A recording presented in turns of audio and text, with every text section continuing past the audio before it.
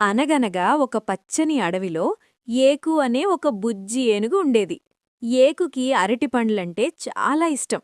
పసుపు రంగువి, పెద్దవి, చిన్నవి అన్ని రకాల అరటిపండ్లంటే ప్రాణం. ఒక సన్ని ఉదయం ఏకుకి పండిన అరటిపండ్లతో నిండిన ఒక పెద్ద అరటి చెట్టు కనిపించింది.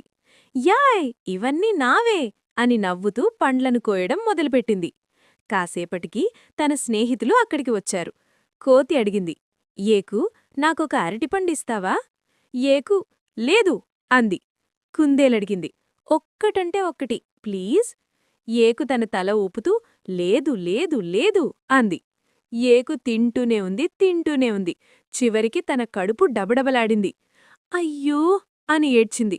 నా కడుపు నొప్పిగా ఉంది. ఇది చూసి తన స్నేహితులు బాధపడినా సరే సాయం చేయాలనుకున్నారు. కోతి నీళ్లు తెచ్చింది. కుందేలు ఆకులు తెచ్చింది. ఏకుకి కొంచెం నయం అనిపించింది.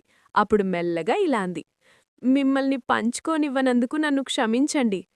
మరుసటి రోజు ఏకు తన అరటిపండ్లన్నీ అందరితో పంచుకుంది.